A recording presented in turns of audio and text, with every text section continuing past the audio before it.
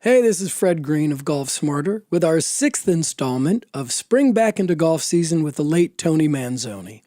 This episode was part 2 of our conversation, originally number 409 for members only, from November 2013. As with the last 2 weeks, this is another episode that we've never included in previous years of honoring Tony's memory. So it's the first time, even if you were listening then and you weren't a member, it's the first time you're hearing it. His book, The Lost Fundamental, is available on Amazon, and his DVD, which we converted to a private link online, is also available when you write to me. For the most comprehensive information ever collected on Tony, please go to golfsmarter.com/Tony. Make sure you use Tony in all lowercase. And if you'd like access to the video, please write to me directly. golfsmarterpodcast@gmail.com, or click on the Hey Fred button when you visit golfsmarter.com. For members only, Golf Smarter number 409, published on November 5, 2013. A good golfer's arms never pass the body with Tony Manzoni. This is Golf Smarter. Welcome back to Golf Smarter for members only. Tony? Thank you, Fred. Thank you again for sticking around and recording. Forget the recording. For sticking around and answering more of my questions. I just love it, Fred. Oh, that's very kind of you. There's many things that you said in our last conversation that I want to bring back and get more detail from you out of that. Like when you talked about being under pressure and hooking the ball. You said when you were playing competitively when you were young, whenever you were under pressure, you would hook the ball. Now, 40, 50 years later, and you look back on that, do you know what that was? Sure, I know what it was. As I got into learning to be more of a connected rotating, or having a connected rotating swing, I realized that the movement of the left arm, and the right arm for that matter, but the left arm, when you go back in the backswing, no matter how you take it back, your left arm goes somewhat across your chest, okay? And it connects somewhere near the left armpit and the right armpit. So that's why you'll see a lot of tour players will put a towel across their chest and then put their arms on the top of the towel and hit shots that way. What they're doing, it's restrictive in a way, but they're teaching themselves that the body moves the arms. The arms don't move off the body and then back on the body. It's not to say that you can't do that, and there have been some good players that did that, but I don't think they had very long careers. Without naming a lot of guys, there's a lot of guys on the senior tour now that can't play a lick that were champions on the regular tour, and it's because their game was based on disconnecting and connecting, swaying to the right and swaying to the left, and so forth. But in my swing, what I realized was that when my arms get to impact before my left side is cleared, then because the head is heavier than the handle, if you swing the arms away from the body and just swing a golf club, you'll see that the club head turns over prior to impact because of the weight of the handle, weight of the head. The head weight will roll the club head. So these people that try to teach people to roll the club head, if you just swing your arms ahead of your body, it's going to roll. If I want to hook a ball around a corner, I just keep my back to the target and throw my arms forward, and that club face is closed a foot from the ball. So I'm going to snipe hook it. Okay. Well, that's what I did under pressure, because under pressure, we all get a little fast on the down. You can't help it. Okay. And I didn't realize that the faster my arms went, the slower my body went. So they didn't correspond, and they won't. You throw your arms ahead of your body, and there's a saying, a good golfer's arms never pass the body. Never passed the body. Now you say, wait a minute, I see the club, but it's not, because if you follow the turning of the body, the club is staying in front of the body, but it's not going past it. So this is how it works, real simple. You stand up to the ball. I like you to set up 60-40. You take the club back, it goes across your chest, and it connects somewhere high on the left pectoral muscle, okay? But when you get to the top, instead of letting the arms come free of the body and pulling the arms down, keep the position that you have at the top and rotate your chest area. Now, I'm not going to say hips, because if you're on that left side, you don't have to throw your legs first or any of that craziness. Unwind what you wound up. Unwind your chest and shoulders around your pivot leg, pulling your arm through. And if you unwind properly, you'll be unwinding to the left. Just like on the backswing, you had to unwind to the right. So when you unwind, your body's going to turn to the left. So when you finish your golf swing, your right shoulder should be pointing at the target. The center of your chest should be pointing quite a bit left of the target. And if you watch the tour, ladies or men's, you'll see that that's how most of the players are finishing. No one's tilted back with high hands. Everything is around because players are finding that's a more effective way to play. So when we're connected, and I mentioned that at the right arm, sure, because the right arm can't come loose and go out away from the body on the downswing because the elbow will be out of position. So that closed armpit of the right side is just as important as a closed armpit on the left side. So with both of them closed, what the right arm does in the backswing is you turn, the right arm folds to a position. And that's your position. But that's how you get the club back. You don't do it with your wrist cock. You do the arm fold, okay? And it sets the wrist so that the club head or the shaft in your left arm form kind of an L position, okay? We don't want a V position. That's too much wrist cock. We want this L position. The club, your back gets to the target. The club looks 3/4. And if you look at the tour today, you'll see most everybody like that. You don't see that pass parallel look except for a few out there. And they have one commonality. They get wild with the driver. They don't know if it's going right or left under pressure, okay? The ones that are compact, they're popping it in the center all the time. Louis Oosthaven, there's a bunch of them that are rotators. But anyway, so we're at the top of the swing. The left arm is connected high in the pectoral. The right arm, you could be holding a handkerchief under the armpit. The elbow is not touching the body. Just the armpit is closed. You just take that and you rotate to the left around the pivot leg, which is your left leg if you're right-handed, and you just keep rotating, and the club comes last. And it's kind of like a hockey player, the action of a hockey player with a stick to a puck. It's a one-piece action. It's not a throw of the arms. It's a rotation of the body. On my video, you can see that little exercise I do that makes you instantly feel this. And if there's any one thing that you must do, it's that. Ben Hogan said, if you take all your natural instincts and do the opposite, you'll have a pretty good golf swing.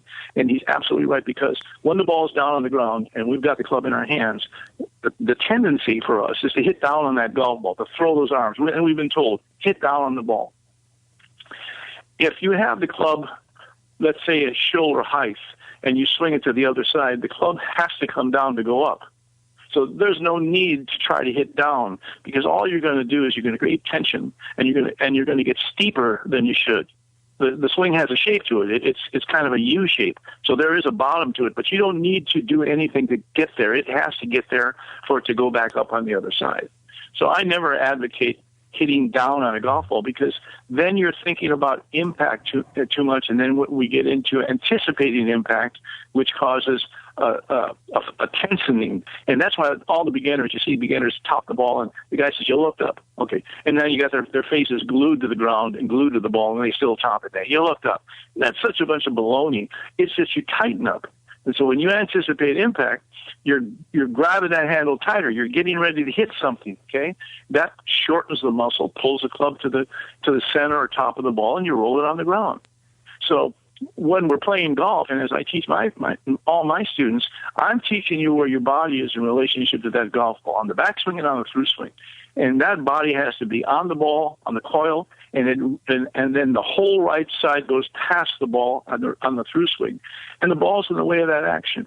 If you focus on that back of that ball, or hit down on that ball, or try to keep your head down on that ball, you're going to hit a lot of shots behind the ball. Because when we put that golf club behind the ball, if we bring it right back to that spot, we're going to go divot ball. And we don't want to do that. We want to go ball divot. So there has to be a forwardness somewhere in that motion to hit the ball first and then take the divot. That's the through motion. So for all of you out there that hit the ball thin or hit behind it, that's because you are behind it. You're not supposed to be behind it when you hit it. You're supposed to be moving through it. You're supposed to be on the left side. So don't buy into that crap that I hear all the time. Stay behind it. Keep your head back behind it. That's nuts. There's no sport that you do that. You hit a tennis ball, you move forward. You throw a punch, you move forward. You throw a baseball, you move forward. You got to move forward. You got to move through it now, I'm not saying that your heads go ways forward, but that's not the golf swing. If you rotate past that golf ball, that club head's coming last, and it's going to hit the ball with all the force of your core. When you try to stay behind the ball, all you're doing is throwing your arms forward of your body, which is the worst thing you can do if you're going to try to not only hit it far, but hit it straight. The golf swing is supposedly circular. Like if you follow the club head around, it's a circle, correct? Around your body? It's a rotational move. It's a rotational move. That's the only way that our body moves. Right. When you walk, you rotate. So it's a rotational move, and rotation doesn't mean straight back and straight through. That's why when people say take the club straight back, that's really not correct, because the body's turning. The club has to stay in front of you relative to where the body is. So when the body's turning, if the club's in front of you, but it'll be inside the line of it'll be inside the ball line, as it must be. You can't take the club back on the ball line and swing it down the ball line. And I hear that all the time. Oh yeah, he kept that club going right down the ball line. Baloney. You can't do that. The toe has to be turning because you're turning. Okay, you got to trap that golf ball. The more you push that club down the line, what's going to happen just out of the construction of the club, the neck, because that's where the shaft is, the neck is going to lead that club, and the toe is going to be back, and you're going to hit everything right, or slice the ball. And the blade's going to open up. The more you push it straight back at the target, the more the blade's going to open up. That club has to come back. The path of the swing is from square. It goes inside, back to square, back to inside. So that's the shape of the golf swing, and that's what your body is doing.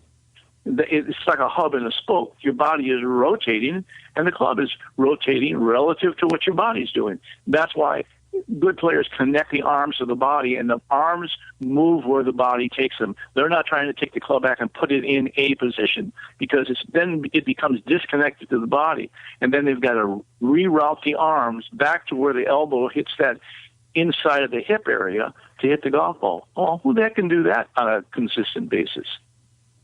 Am I making you crazy? Yeah, absolutely.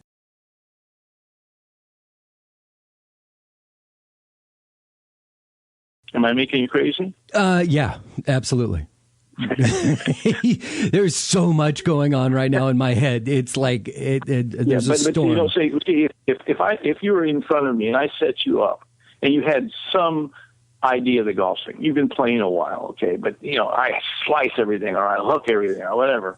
I show you that when your arms go free of the body on the downswing, the club is either going to roll over or you're going to hang on to it and it's going to stay open. And that's why you can get up and hook one ball, and then you guard the next one. And you pull it, yeah. So when you're addressing the ball, and you're setting up with the ball with the club face, you're staring at the ball. Your club face is sitting just behind it.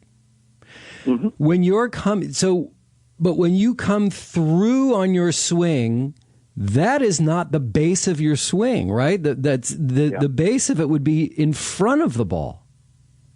Right? The bottom part of the swing would be, when you're falling through, because you want to hit the ball and then hit the ground. You want to make the divot after you hit the ball.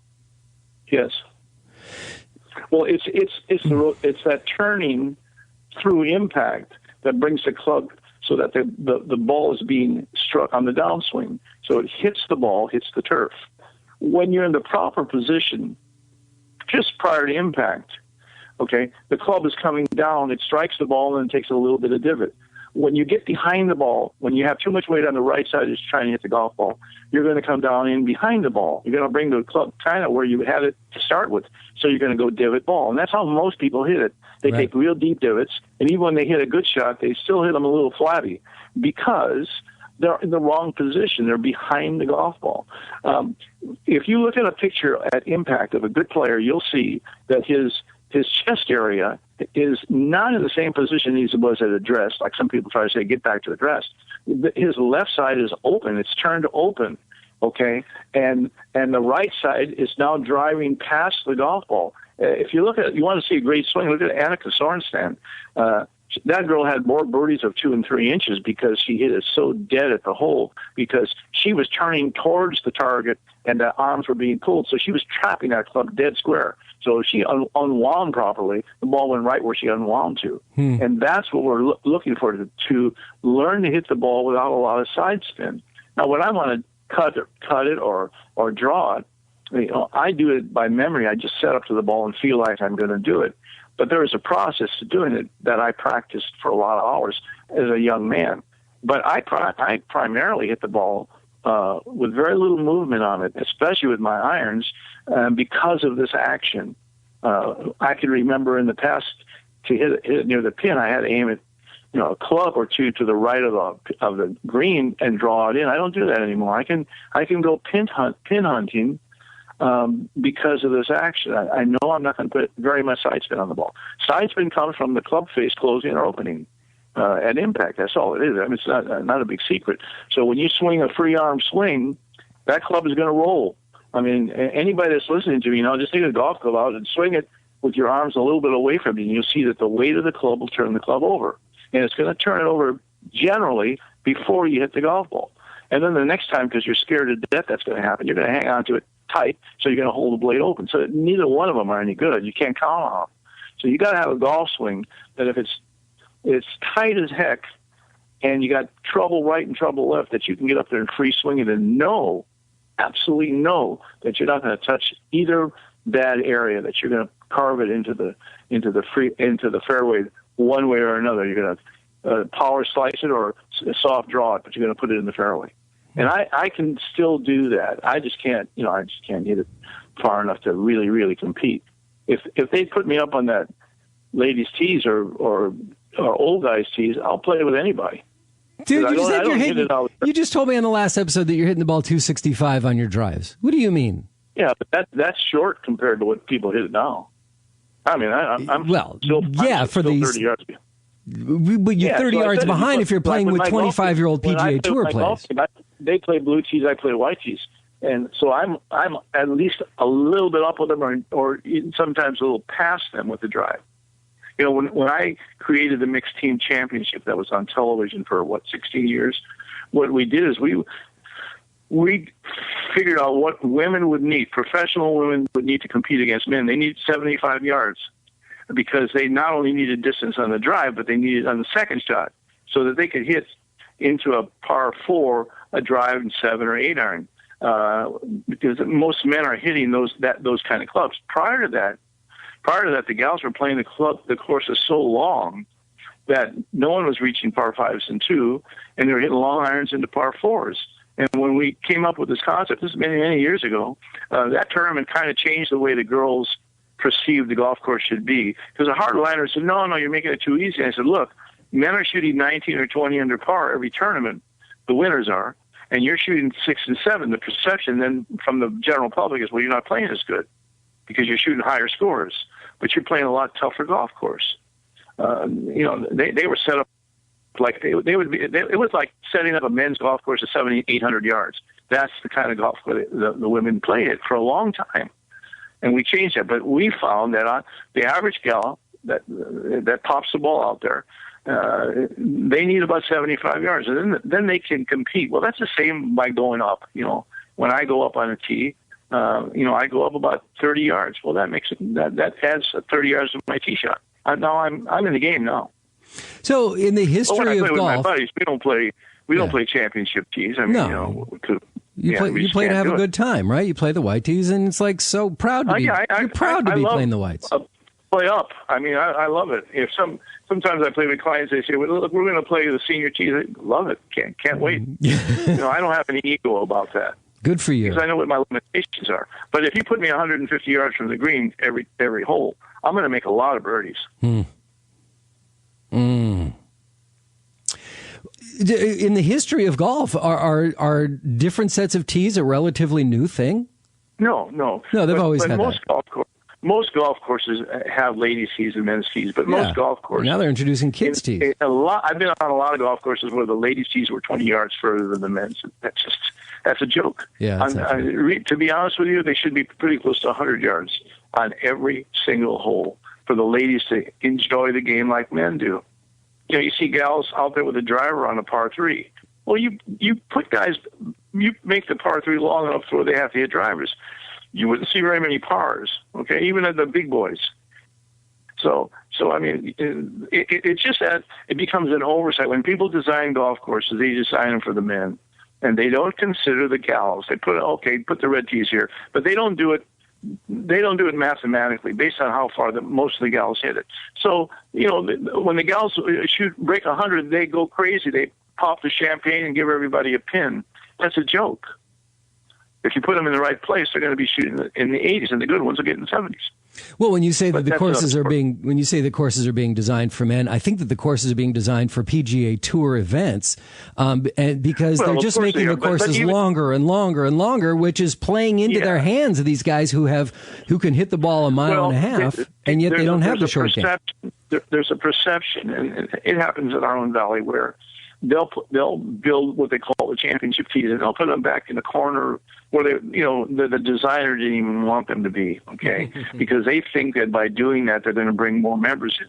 But typically, these clubs, the membership is $300,000. Well, how many young people do you know that will plunk down $300,000 to join a club? So it's usually older, successful people that don't hit it very far. Right. So they make these tees so that they can say, well, ours is a 7,300 or 7,400 rated course, blah blah blah. Meaningless. Doesn't mean a thing because nobody plays them.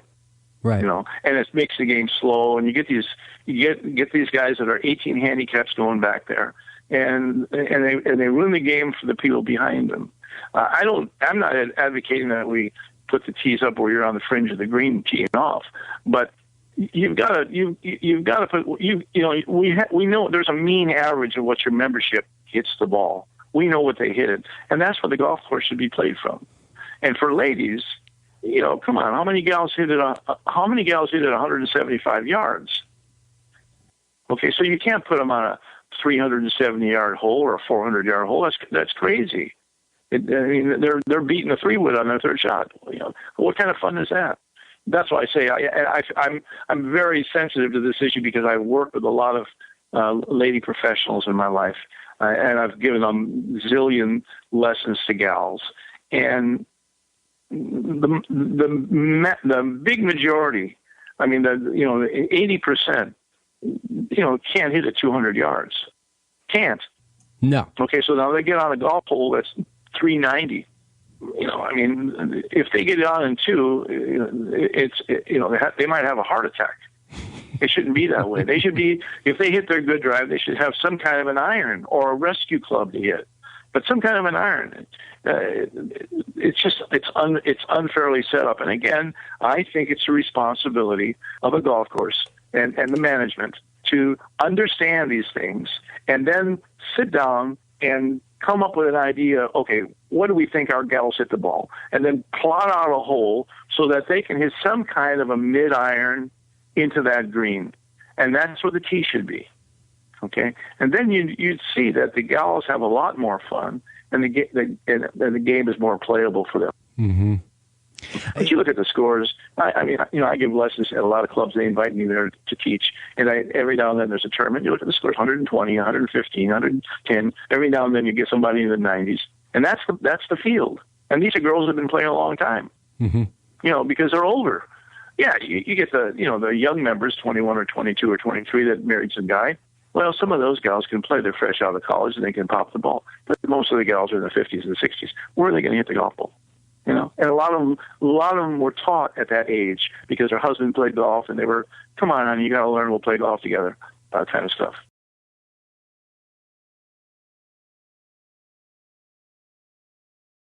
Do you have the same frustrations that I have when you go out and play with people, and they, especially at a course they've not played, they go, well, what's the distance? Let's play from this tee because it's 69. They want to do yards, and they don't look at the rating slope.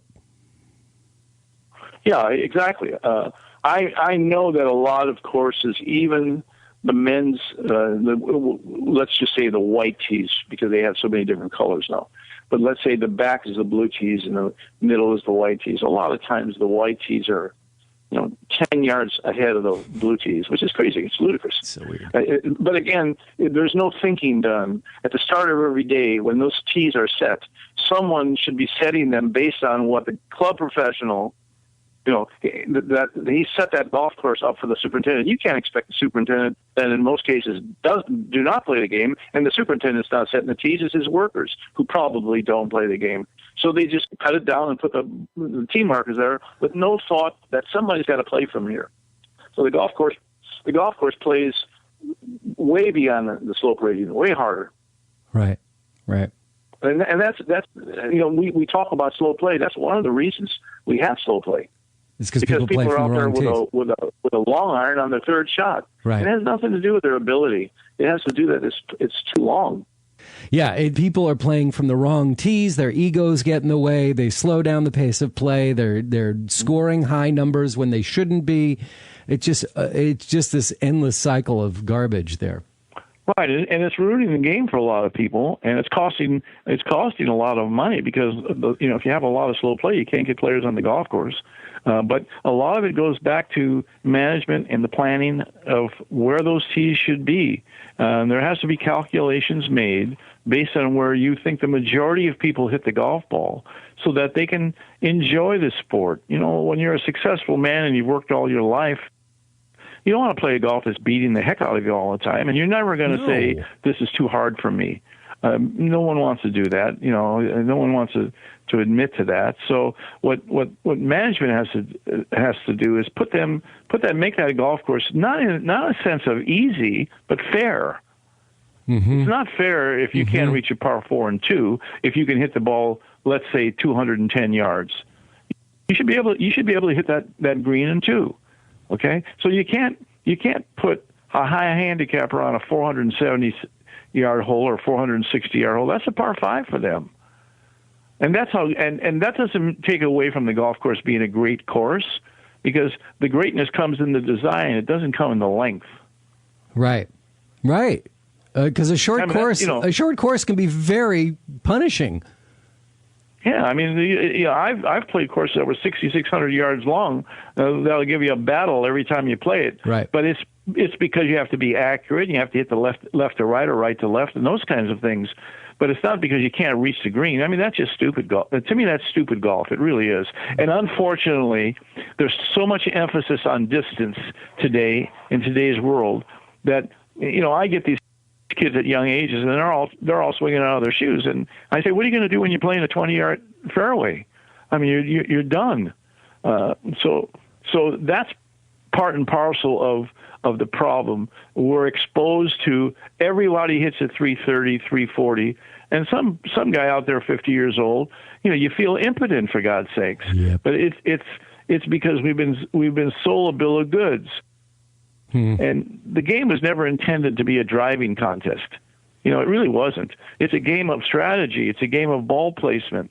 And to me, I think they're ruining the game by making the courses longer and longer and longer. For who? I mean, for who? Who can? 7,300 yards is a long golf course. Who plays it? Yeah, maybe a kid that beats it out there, but the average guy, man. I mean, you can't if you can't get home in 2. What the heck, Time and time again. Sometimes there'll be one of those holes out there that you say, oh well, this one I just got to be happy with a bogey, but you can't do that for 18 holes. Right. A question about now I know the obvious answer is because the club is longer, but should you have a different swing? And that's a loaded question. With your driver versus your 9-iron? No, it's going to be flatter because the ball's farther away from you. But no, conceptually and feel wise, no.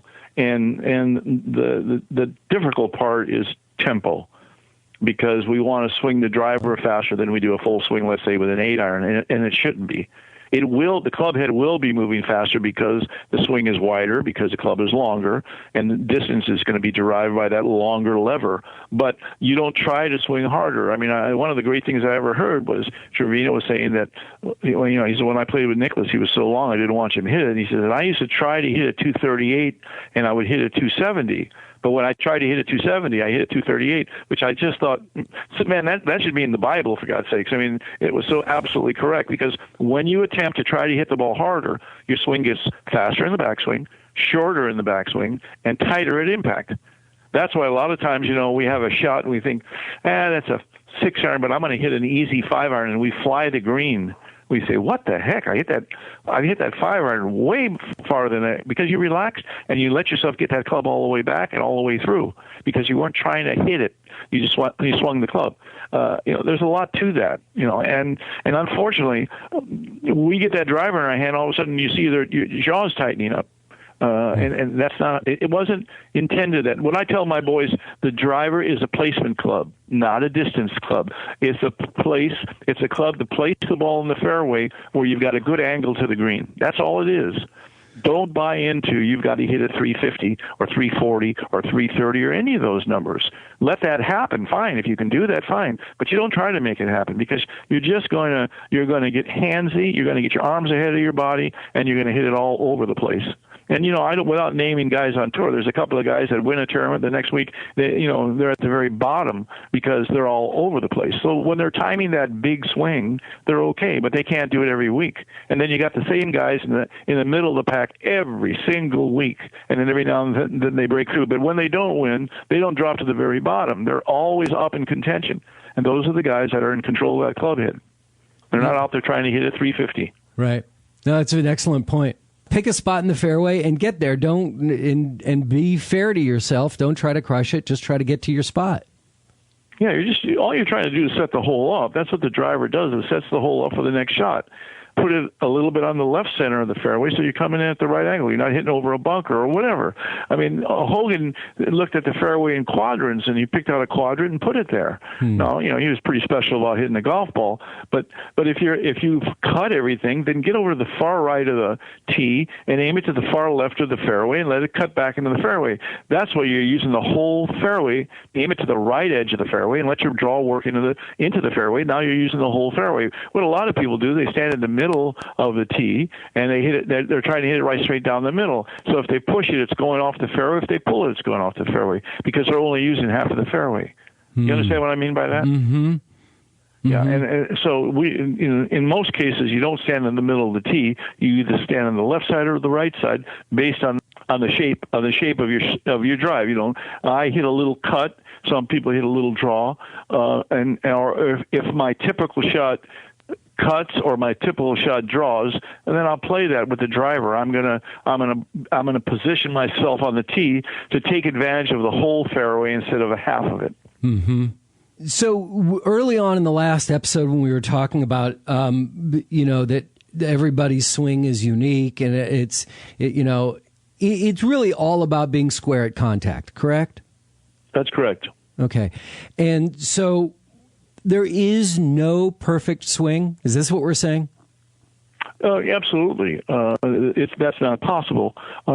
That's why fairways are 40 to 50 yards wide and so forth, because there always is going to be a little variance at impact, a little open, a little closed. The more connected and the more rotational you are in your golf swing, the more that you're going to bring the club fairly consistently to the ball, and you'll know where the club head is. That's a big key, is knowing where the club head is. So if you're rolling your forearms over trying to hit a golf ball, there's no way to feel where it is, but when you're rotating your body, and that's pulling the arms, and the arms are connected to the body, then the arms feel like a lever connected to a gear, and as you turn the lever moves forward. So you're never swinging your arms freely. All the stuff about a free arm swing should be in the comic books, because it isn't reality. The freer you arm swing, the more the club head has a chance to be open or closed. We don't want that. Well, Tony, once again, you've been a wealth of information. I so enjoy speaking with you. Thank you so much for your time for these last 2 episodes. And again, people, if Tony intrigues you at all, there's a lot of calls to action that we've gone through. One is make sure that you check out the video, the Golf Smarter TV, the video that we did together, because it's going to teach you a lot in a short amount of time. Well, Fred, I'd like to just close with one thing. Please. For the people out there that have listened to this, there's a lot of pontificating going on, but if you really want to get into this game, find someone that really understands rotation and connection. If they're not using those words to you and they're trying to get you to hoist the club up in the air and then bring it down, just run. Find somebody, just like going to a doctor, find somebody that understands the simplicity of the golf swing. It isn't rocket science. It's really kind of simplistic once you connect all the parts and then just move them in a rotational move. If you find someone like that and that's patient, you're going to grow in the game and you're going to start enjoying the game. And then go to your golf pro if you belong to a club and tell them a little bit about why don't we set this golf course up based on what the average guy hits it off the tee. And I think your membership will be very happy. And you don't have to say we're moving it up. Just put the tee in a place where common sense warrants it. And boy, I'll tell you what, the game will be enjoyable for everybody at that club. And you can make the golf course hard. You can narrow the fairways with roughs. You can put the pin in funny positions, so you don't have to worry about it being tough enough.